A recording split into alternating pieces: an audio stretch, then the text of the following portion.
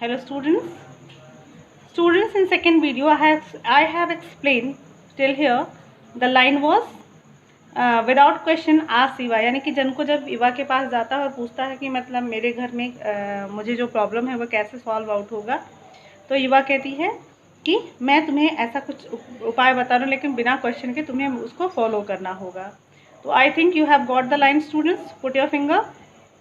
So once again put your finger. Yes without question replied जनको।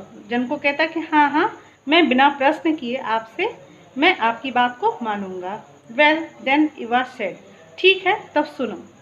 If I remember correctly, यानी कि अगर मुझे याद है, सही से याद है, you keep a cow and several other animals in the small barn at the bottom of your garden.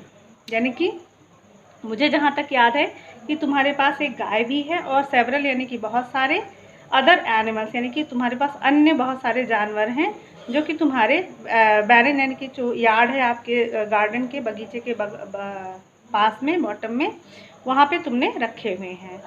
That is right said जनको। जनको कहता है हाँ हाँ बिल्कुल ठीक है। लुकिंग अ लिटिल एस्टोनिस्ड, यानी कि सरप्राइज यानी कि बहुत ज़्यादा आश्चर्य से उसकी तरफ देखते हुए जनको कहता है कि हाँ तुम सही हो, मेरे पास ढेर सारे जानवर हैं। Well said Eva, I want you to go straight home and move them all into your house. Eva कहती है ठीक है कोई बात नहीं। I want you to go straight, मैं चाहती हूँ कि तुम सीधे अपने घर की तरफ जाओ। Move them all into your house, और सारे जानवरों को तुम अपने घर के अंदर लेकर जाओ। जनको स्टेयर्ड एट हर डिसबिलीविंगली, यानी कि अविश्वास से, यानी कि उसको जनको बहुत ही उसको घूरता है बहुत ही अविश्वास से। बट ही स्टर्ड, यानी कि वो एकदम चुपचाप रहता है क्योंकि उसने उसको प्रॉमिस किया हुआ होता है।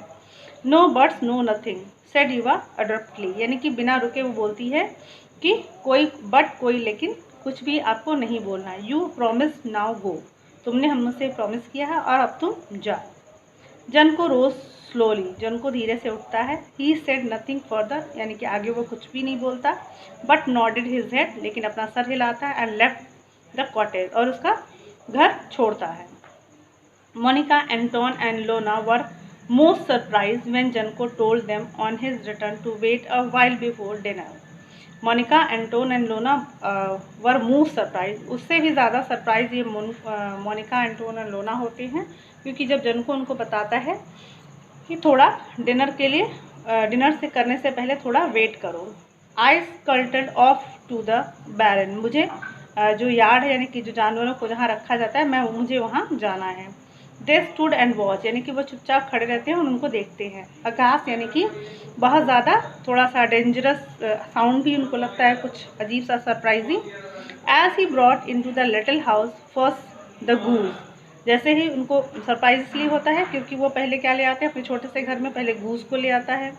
फॉलोड बाय द चिकन्स, यानी कि उसके बाद चिकन्स यानी कि मुर्गी के बच्चों को लेकर आता है।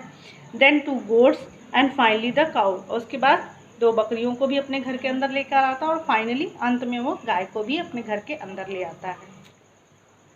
They have to stay here with us announced Janko announce करता है, यानी कि सबसे कहता है कि अब ये सारे जानवर हमारे साथ मेरे घर में ही रहेंगे। Eva told me to do this, Eva ने मुझसे ये सब करने को कहा है। The children were amuse and excited to be sharing their home with their animals. Children जो बच्चे थे बहुत अम्यूज यानी कि सरप्राइज होते हैं और एक्साइटेड भी होते हैं, उनको बड़ा अच्छा भी लगता है कि अब उन जानवरों के साथ वो घर में रहेंगे। But Monica thought her husband had left his sense somewhere on his work, लेकिन मोनिका को लगता है कि उसका हस्बैंड जो उसका पति जो है अपना सेंस यानी कि जो सोचने समझने की क्षमता है वो कहीं रास्ते में ही छोड़ आया है। For some days the house was in turmoil, यानी कि जो उसका घर था कुछ दिन के लिए एकदम से चिड़ियाघर की तरह बन जाता है। एट नाइट जनको snoring was the least of their problems, यानी कि जो जनको का स्नोरिंग यानी कि जो सांस यानी कि जो बहुत तेज़ जो स्नोरिंग करता था वो उसकी प्रॉब्लम कहीं दूर हो जाती। Nobody get any sleep because of the constant noise and movement of in the house। अब उनको उसके स्नोरिंग से जो प्रॉब्लम होती थी, उसके अलावा बहुत सारी चीज़ें होती हैं जो कि कंस्टेंट, यानी कि पूरे घर में लगातार आवाज़ और लगातार चलने की आवाज़ होती है, शोर होता है, जिसकी वजह से कोई भी सो नहीं पाता है। One morning, after a particularly noisy and restless night, Janko rubbed his eyes and announced, "I am going to see Eva again." एक दिन सुबह जब ये सारी प्रॉब्लम, जैसे जानवरों के चलने और उनकी आवाज़ से पूरी रात लोग सो नहीं पाते हैं, तो जनको सुबह उठ के बोलता है कि मैं नॉइज़ी, इतने शोर शराबे और बिना आराम वाली रात बिताने के बाद वो उठता है और अपनी आँख को मलता है और वो कहता है कि मैं I am going to see Eva again, मैं फिर से ईवा के पास जा रहा हूँ। At Eva's house, Janko held his head in his hands and wept. Janko Eva के घर पहुँचता है और अपना सर अपने हाथ में लेकर एकदम सर को पकड़कर, why are you putting me through all this. उसने कहा, युवा से कहता है कि तुमने मुझे ऐसा करने को क्यों बोला है, मतलब ये सारी चीज़ें जो मेरे घर में जानवर और ये सब करने को तुमने बोला है, ये ऐसा तुमने क्यों कहा है। जन को थोड़ा इरिटेट होकर चिल्लाता है। The whole family is upset with me. कहता है कि मेरा पूरा परिवार एकदम से अपसेट हो गया है, मतलब एकदम डिस्टर्ब हो गया है मेरे साथ। We can not sleep and we fight all the time. हम पूरी रात सो भी नहीं पा रहे और पूरी रात लड़ भी रहे हैं। द नॉइज़ इज़ डिफाइनिंग, जो आवाज़ है, जो बहुत तेज़ शोर शराबा है, वो हम लोग को एकदम से अलग सा ही एहसास कर रहा है, बहुत ही डिस्टर्ब कर रहा है। Have you ever kept a cow. कभी तुमने cow, dogs and other animals in your room. कभी तुमने अपने घर में गाय, बत्तख और अदर जानवरों को, अदर एनिमल्स को भी अपने कमरे में रखा है। It is hell I tell you. एकदम नर्क की तरह है, मैं तुम्हें बताता हूँ। ईवा स्माइल, ईमा थोड़ा मुस्कुराती है। Yes it is hello. वो कहती है, हाँ हाँ ये मैं समझ रही हूँ, ये नर्क की तरह ही है। सी सेट सॉफ्टली, बहुत आराम से बोलती है। वेल डन जनको, अच्छी बात है जनको। Now I want you to go straight home and move all the animals back to the barn. कहती है कि अब मैं चाहती हूँ कि तुम सीधे घर जाओ और सारे जानवरों को अपने बैरन, यानी कि उनके जो उनका घर है उसमें उनको बांध दो। No words, just do it. कोई भी शब्द तुम नहीं बोलोगे, बस तुम ये काम करो। Janko return to his house and did as she was told. Janko वही सारा काम करता है जैसे कि युवा ने उसको बताया था करने को ही। Monica and the children spend rest of the day cleaning up the mess made by the animals. Monica और सारे जो उसके बच्चे हैं वो पूरी दिन, अपने समय को, जो रेस्ट ऑफ द डे यानी कि पूरा का पूरा दिन वो पूरे घर को साफ़ सफाई में बिताते हैं, जो कि जानवर द्वारा, mess made by the animal, जो कि जानवरों ने उसको घर को कर दिया था। After the house was back to normal, यानी कि जब साफ़ सफाई के बाद घर फिर से वापस जैसे पहले की तरह हो जाता है। जन को stress out in his arm chair.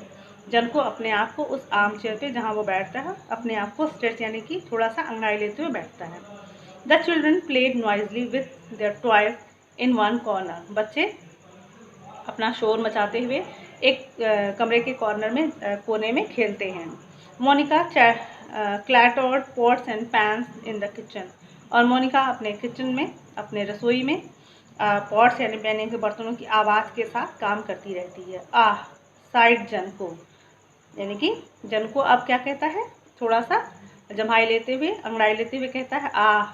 The and thought to himself, और अपने खुद से सोचता है, हाउ नाइस इट इज़, कितना अच्छा है। The sound of my wife and children in the background, यानी कि अब उसको अपनी वाइफ और अपने बच्चों की जो बैकग्राउंड में, यानी कि पीछे जो आवाज़ आ रही है, उसको अच्छा लगता है। प्लेंटी ऑफ रूम, यानी कि जो भी रूम है, जो बहुत जगह है। टू होम स्वीट होम, यानी कि अब जो हमारा घर है वो बहुत ही सुंदर और अच्छा है। यानी कि उसको अब इस चीज़ का एहसास हो गया कि इन बच्चों और जो भी आवाज़ आती है उसके साथ उसको कैसे अपने घर में अच्छे से रहना है। Now students, I hope you are understood.